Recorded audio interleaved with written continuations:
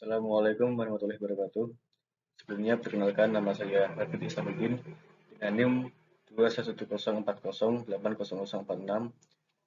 Pada kesempatan ini saya akan menyampaikan presentasi yang berjudul Al-Quran sebagai sumber utama ajaran Islam.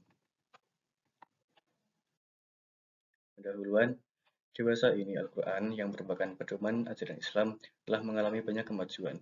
Akidah yang terkandung dalam Al-Quran telah diamalkan oleh seluruh umat muslim di dunia. Akidah atau iman sebagai sendi pokok kehidupan manusia. Ayat-ayat Al-Quran yang mengandung berbagai pelajaran akan alam semesta telah berhasil diteliti dan dinyatakan kebenarannya oleh para ilmuwan dan cendekiawan muslim dari berbagai zaman.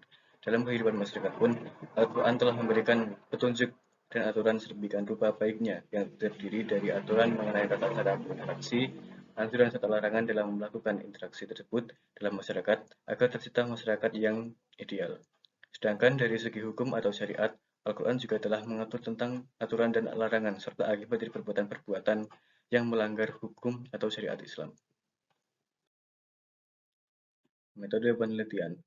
Penulis menggunakan metode penelitian kualitatif yaitu dengan pendekatan studi pustaka. Penulis menggunakan berbagai bentuk sumber data dan literatur berupa artikel, jurnal online maupun sumber bacaan yang tersedia di website online. Data-data yang digunakan penulis didapat dari mesin mencari Google dan Google Scholar dan dianalisis untuk mendapatkan data yang sesuai dengan tema yang diangkat dalam artikel ini. Hasilnya, penulis dapat menyusun artikel yang berjudul Al-Quran sebagai sumber utama ajaran Islam yang kemudian bisa digunakan bersama sebagai sumber pengetahuan bagi penulis sendiri maupun bagi pembaca. Pembahasan 1. Kandungan Al-Quran dalam segi akidah. Akidah adalah isi dari ajaran Al-Quran yang membahas tentang keimanan. Keimanan ini sangat penting dimiliki oleh setiap umat manusia, karena dengan keimanan seseorang akan menyadari perannya sebagai hamba Allah Subhanahu wa Ta'ala, dan dengan meyakini bahwa Allah Subhanahu wa Ta'ala adalah satu-satunya Tuhan yang wajib disembah. Iman juga berisi pokok-pokok tentang keyakinan bagi seorang hamba, seperti menyangkut iman kepada Allah, kepada malaikat, kepada kitab suci, kepada para rasul, kepada hari kiamat, dan juga kepada qada dan qadar Allah. Adapun penegasan pokok akidah seperti dijelaskan dalam Quran Surat Al-Ikhlas, mengakui bahwa yang dipertuhankan itu adalah Allah namanya. Tidak ada Tuhan selain Dia. Dia adalah Maha Esa, Tunggal, tidak bersekutu yang lain dengan Dia. Kepercayaan itulah yang dinamakan dengan tauhid. Berarti menyusun pikiran yang suci murni, terus ikhlas bahwa tidak mungkin Tuhan itu lebih dari satu. Tidak ada yang menyamainya, tidak ada yang menyerupainya, dan tidak ada pula teman hidupnya.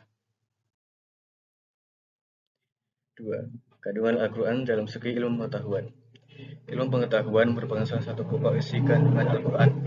Bahkan kata ilmu sendiri dalam Al-Quran disebutkan sebanyak 105 kali. Tapi dengan kata jadiannya, ia disebut lebih dari 740 kali. Yang memang merupakan salah satu kebutuhan agama Islam. Betapa tidak setiap kali umat Islam ingin melaksanakan ibadah selalu memerlukan penentuan waktu dan tempat yang tepat, seperti melaksanakan sholat, menentukan awal bulan Ramadan, pelaksanaan haji. Semuanya itu mempunyai waktu tertentu. Al-Quran mengandung hal-hal yang berhubungan dengan ilmu pengetahuan. Ilmu pengetahuan adalah seluruh usaha sadar untuk meningkatkan pemahaman manusia dari berbagai segi dalam alam manusia. Ilmu pengetahuan teknologi merupakan salah satu sarana bagi manusia untuk menuju kehidupan yang lebih baik saat di dunia. Tapi fungsi Al-Quran tersebut hanya dapat diwujudkan apabila Al-Quran dibaca, dikaji, direnungkan, dihayati maknanya, dan diamalkan isinya. Kandungan Al-Quran dalam segi sosial.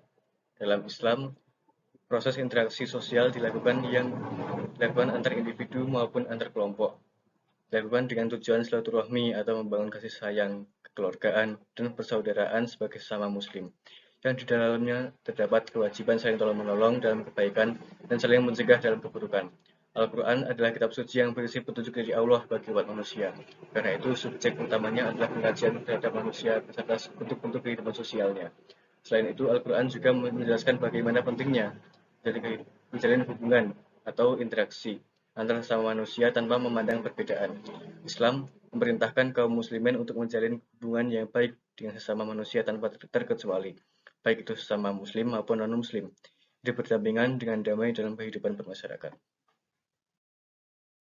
Kandungan Al-Quran dalam segi hukum.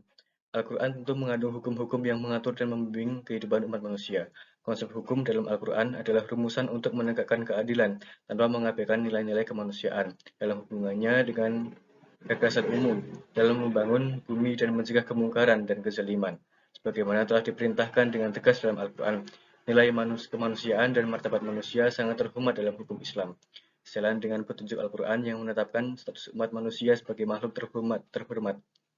Maka 5 komponen dasar kemaslahatan hidupnya, yakni jiwa raga, kehormatan, akal pikiran, harta benda, nasab, dan agama merupakan landasan dan semangat dalam menjadi seluruh batang tubuh hukum Islam. Dalam kaitan itu dapat dipahami keberadaan hukum Islam itu sebagai rahmat untuk mensejahterakan lahir dan batin bagi semua.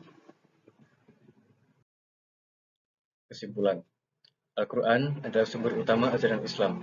Terbukti dari berbagai segi kehidupan manusia, Al-Quran telah memaparkan berbagai panduan dan jawaban yang dibutuhkan oleh manusia sebagai pedoman dalam menjalani kehidupan sebagai seorang hamba, mencari ilmu, anggota masyarakat, dan warga negara.